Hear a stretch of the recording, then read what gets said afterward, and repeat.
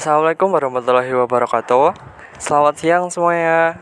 Kami dari kelompok 6 mata kuliah Public Speaking.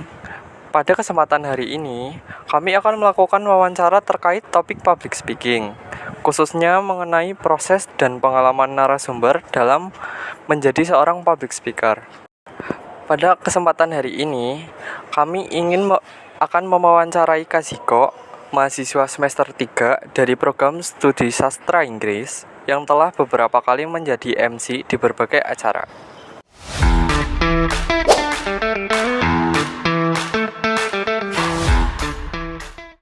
Maaf Kak, sebelumnya terima kasih banyak udah meluangkan waktu dan bersedia untuk sharing beberapa informasi mengenai public speaking.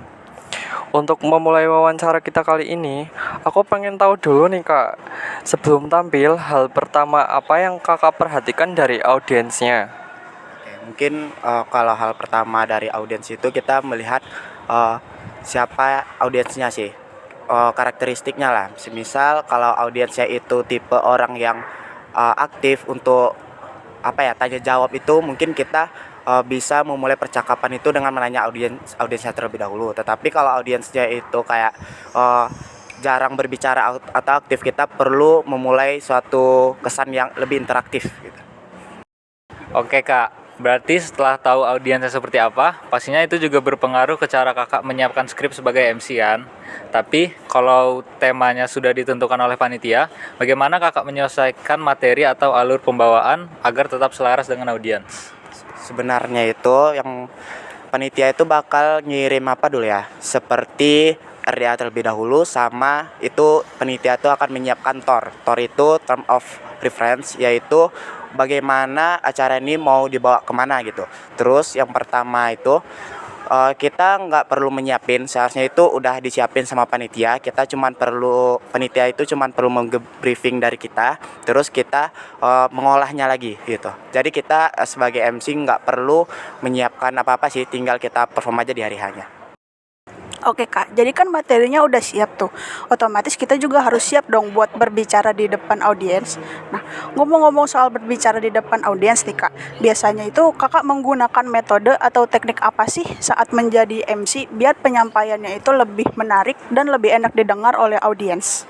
Sebenarnya itu nggak ada metode sih kalau dari akunya ya. Kalau dari aku, bagaimana sifat pribadiku sendiri dibawakan kepada teman-teman, itu tinggal kita lebih keprofesionalin aja. Jadi misalnya tata bahasa kita atur terlebih dahulu. Contohnya di MC non formal ya, terlebih lagi itu tuh kita lebih memakai kesan yang lebih kreatif sama yang lebih agak sopan.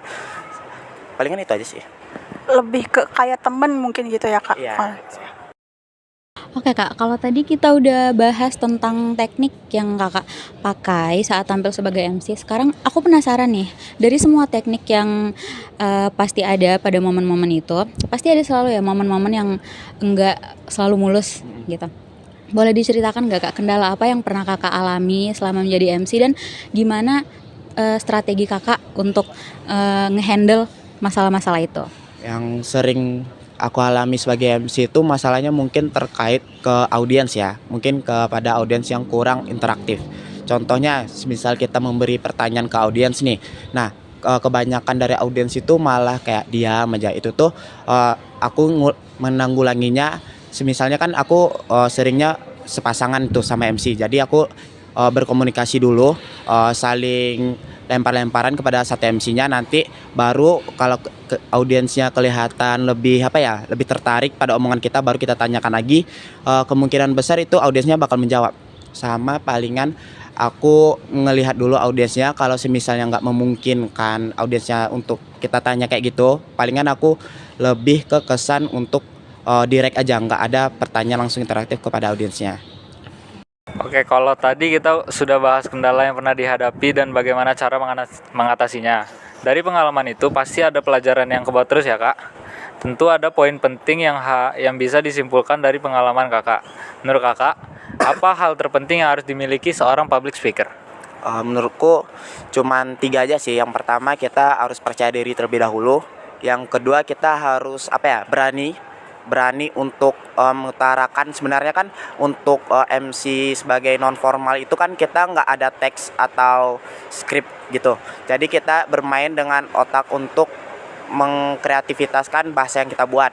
Jadi kita perlu percaya diri untuk menyampaikannya kepada audiens. Yang ketiga, kita harus melihat lawan bicara kita, gitu aja.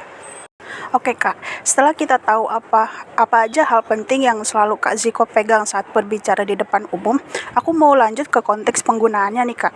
Selama ini Kak Ziko biasanya membawakan acara atau berbicara itu di platform yang seperti apa? Apakah lebih sering di panggung langsung kayak seminar dan rapat, atau misalkan lewat daring kayak Zoom ataupun Google Meet?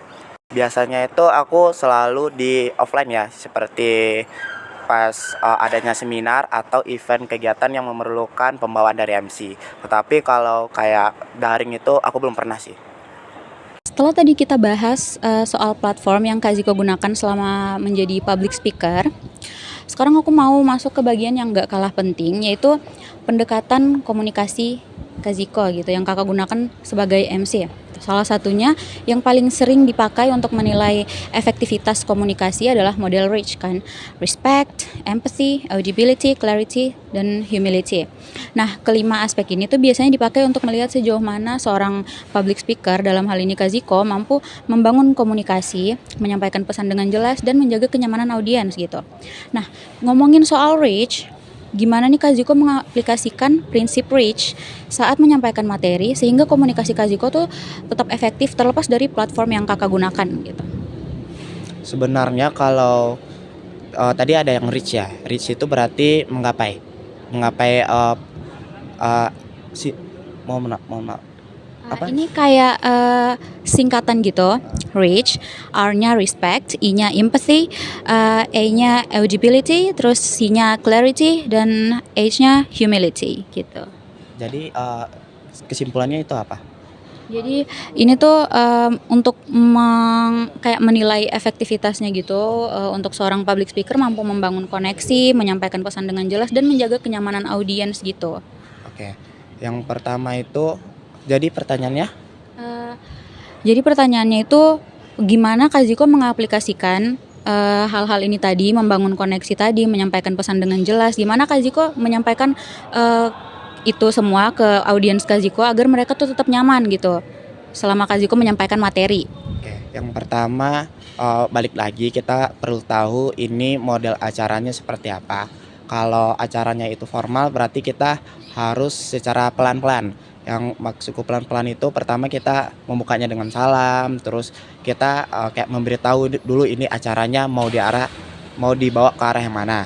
Nah, terus kita cara komunikasi yang formal itu dibangun dengan nada yang lebih sopan dan menggunakan bahasa yang sedikit baku menurutku. Terus untuk yang non formal itu aku sering membawakannya nggak menggunakan salam langsung, tetapi langsung menyapa kepada audiensnya dan langsung to the point aja. Biasanya audiens yang acara non formal itu lebih talkatif.